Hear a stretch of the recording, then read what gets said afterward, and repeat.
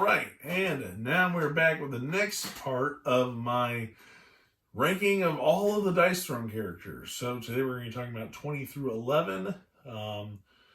Thank goodness got past all the boring ones. I know I yawned a couple times just because those other characters, they're just horrible. No, that's not true. These next 20, at some point it got really hard to rank these because they're so close and I really like different aspects about them.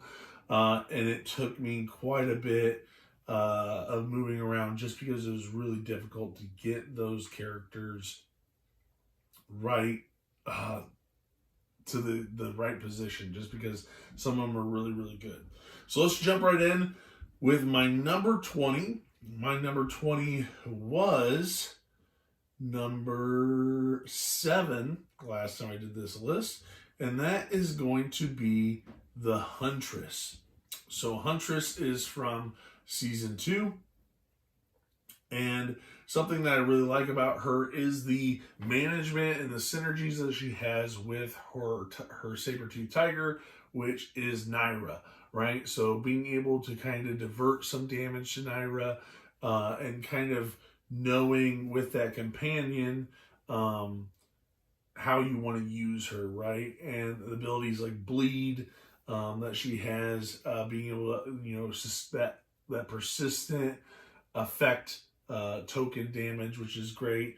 And Naira's bond, just being able to kind of manage that and how that works in those dynamics of with her ability. So I really like that. The only thing is that with that complexity, if you don't manage Naira very well, you can become very one-dimensional really fast. So if you don't keep up with how you manage that health and that involvement, I think it can become very boring to play the Huntress. But because I've definitely seen it happen where I think she's complex enough to where it can go like, oh, I just have this cool pet and it's there to fight with me kind of thing, and just be a meat shield. But there's a little bit more to it there, and I think it's going to come down to if somebody really knows how to manage that, just manage that synergy, and kind of keep them to be successful. So I really like that management there. That's really cool. I think this is the first one they had when it came with companions. So that's why the Huntress is going to be coming in at my number 20. Number 19 was one that was actually, when I was making this list, started off a lot higher, and has slowly slid down. And we're going back to my Dice Throne Marvel, and this is going to be Scarlet Witch. So Scarlet Witch, I think, is another one that's going to be very dependent on who her opponent is. So it can really kind of backfire. But she manipulates reality and dice outcomes, which are really cool, and she can hinder a lot of your opponent's abilities. However, you have to be really careful with how you're managing those. She has a lot of status effect tokens. And so the probability manipulation is a great one where you can kind of change the value of a dice. The reality warp, which forces them to use your dice, which is limiting because obviously now they don't have the symbols, but they can still use it for their straights. Conjure has a various number of abilities there.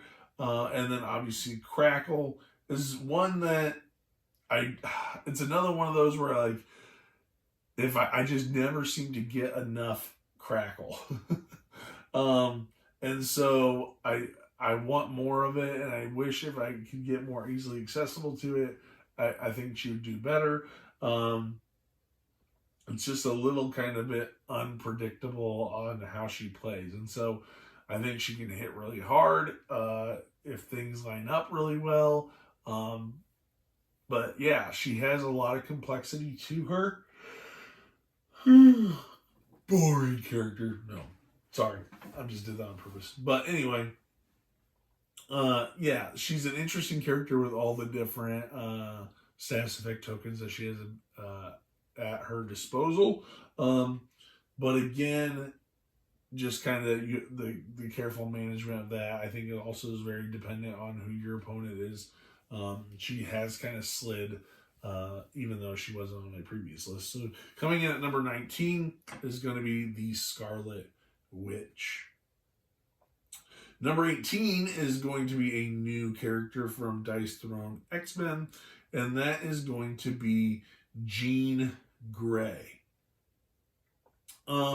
Jean Grey, I think, is more exciting when I first heard about her, just because I always have enjoyed this, oh, my character is going to flip and it's going to do different things, which is cool because you have the Dark Phoenix side and you have the Jean side, and you have to manage what you want to do when you are either of those sides, right? So obviously, if you're the Dark Phoenix, you don't get your upkeep phase, right? You get a lot more draws on your Jean Grey, but then you also deal a lot more damage when you're the Dark Phoenix. Like, there's extra, your abilities depend on who you are. Like, hey, you get to roll extra defense if you're this person, or you get to do extra damage if you're this person, right? Or you only can use Phoenix Burn, right? The status effect if you are Dark Phoenix. Or no, I'm thinking of Flame Blast. It's an attack modifier that only Dark Phoenix can use, right? So there is some really cool things there. After a while, I'm like, oh, okay, it's not that difficult. It's just knowing what you want to do and how it's, how you want to manage it. Oh my gosh. So, yeah. So Jean Grey is, I think it's really interesting that you always have to flip it back and forth kind of thing. Not like where it's like the pirate, where you kind of determine when you want to flip it. This one is a mandatory. You're flipping every single turn, which sometimes can be a little annoying, but it's okay. So yeah, number 19 is Jean Grey / Dark Phoenix. Or not 19, 18, my bad. Number 17 is another one from X-Men, and that is going to be actually my favorite X-Men, and that is Gambit. So Gambit is my favorite X-Men. I really just like the character. And in this one, you're also utilizing a deck of aces. And depending on your rolls, like if you roll the red or the black, you can kind of help charge these ace cards, but depending on what you're rolling on your turn, right? And then when you get them, they explode. So you can trigger these to explode. But the tricky part is making sure that you manage them in a way to where you constantly can flip them and keep them active, right? I've definitely seen turns where people or players neglect that and forget that they need to refresh them or get new ones out because they're all face down and they're not active and they're not utilizing those abilities. So then when you're rolling, doesn't matter, you don't have anything you charge. So you need to make sure that you're constantly trying to have those at the ready so you can do additional effects and damage and whatnot. So I really like that about him.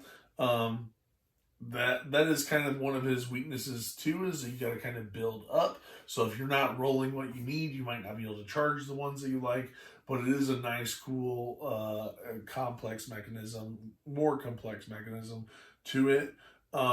He does have the dissolution status effect and disruption, where you can kind of steal CP and deal damage, but then also being able to heal and remove some status effects, which are nice. So I do like that about Gambit, just having those extra cards, which is something we've seen, like Krampus has his rejects, and we'll see more and more characters as they've added this on. But Gambit is going to be coming in, I think, at a solid number here, starting off at number 17. Number 16 is going to be one that I mentioned last video, I believe, and was number 9. So I think all in all, doing pretty good. Didn't really slide, I guess, if I think about it. Kind of moved up. But number 16 is going to be the Pyromancer. Now, very similar to when I was talking about Captain Marvel, the Pyromancer is very much a glass cannon. And so they're going to be out there doing a ton of damage. Don't look for any sort of defense. Your defense is do more damage, right? You're not going to be healing anything. But what's really cool with these Pyromancer, and this is where I really like over Captain Marvel, is that fire mastery management of those tokens and being able to use them in the right way in the right time to really dominate your opponent. So you can do some huge damage and you can do it quickly because you can get those fire mastery tokens pretty quick as well. And not to mention the burn that you can have, which is persistent. Those are great as well to constantly adding additional damage on top of what you're doing turn in and turn out. So yes, you're going to take every single piece of damage that comes your way, but 95, 98% of the time, you're going to be able to deal it out a lot faster than they will. What's going to come down to is, can they at least block and defend enough to stay alive a little bit longer than you can? So I really like the Pyromancer. They're a fun one. I think if you have really good Dice Throne players, this is probably going to be one of their go-to characters to play. I think Pyromancer is a really popular one. But yeah, super fun to play. But your flame can go out just like that. Just because you are a glass cannon, 100%. So yeah, so that is the Pyromancer at number 16. Number 15 is one I also compared in my last video. I didn't really bring them up, but I said that there's another character like this one that I like more. And this one was my number 5. So has definitely slipped, I think. And I think the reason why this one has slipped is because everybody loves him, and I've gotten to where I'm just kind of like, I've gotten to that point where I'm like, oh my gosh, I get it, he's great. And so he should be higher, but every time I play, I have to play with somebody that plays him, and I'm just kind of tired of him. And that is the Paladin. Everybody loves the Paladin. I get it. I like him too. He's a great versatile character. Probably one of the best characters in the game if you're thinking strategically. Like, just if you're wanting to play competitively, I think a lot of people lean on the Paladin a lot. He's very strong with defensive abilities. He has pretty good offensive output. I mean, you throw in his Holy Smite and Divine Strength. He has plenty of status effects to overwhelm people, which is great. Yeah, you really can't go wrong with the Paladin. He is a tank that is also able to he doesn't rely on a lot of people to deal the damage for him. So I think he's one that a lot of people like. I'm sure he's a lot of people's number ones or in their top 10. For me, I've had enough of the Paladin. I've played enough of the Paladin and played with the Paladin enough times to where I've cooled on him. And he's now at 15. Number 14, we're going to go back to our Dice Throne X-Men. And this is going to be one that kind of shocked me because I wasn't really expecting, I didn't know anything about this character. And wasn't really expecting a whole lot from her, and that is going to be Psylocke. So Psylocke is really interesting because she has this manifest dice that you will roll with all your other dice, and you can use it to either maybe at the end or once you're done with your rolls, you're like, oh, I didn't quite get what I want, but you have this extra dice there, and maybe that's the symbol that you need, and you can swap it in. and able to trigger the effect or the ability that you're wanting. Or if you don't use it, you can use it as attack modifier, which is always great, especially if you're rolling high on that manifest dice. So it's really good. I really like that one.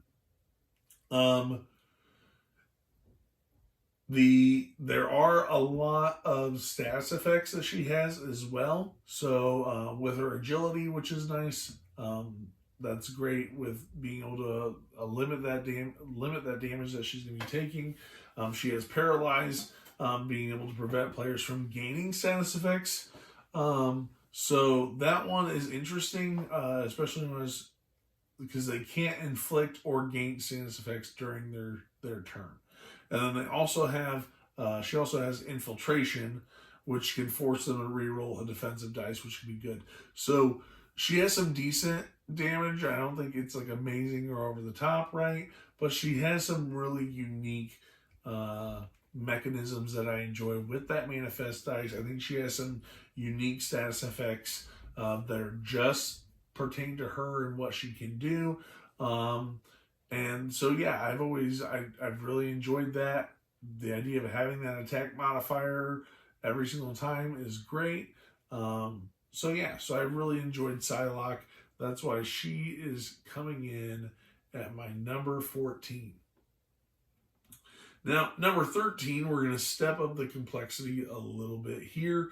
And that is because we're going to go with Doctor Strange from Marvel Dice Throne.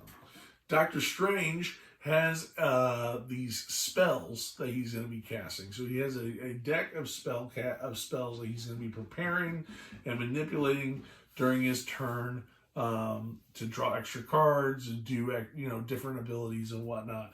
And so he does have a high complex ability, but also with that comes a lot of really great strategy and fun timing and planning that you can do throughout your turn. So also with him, he has his Crimson bands that prevent opponents from playing action cards during their turn.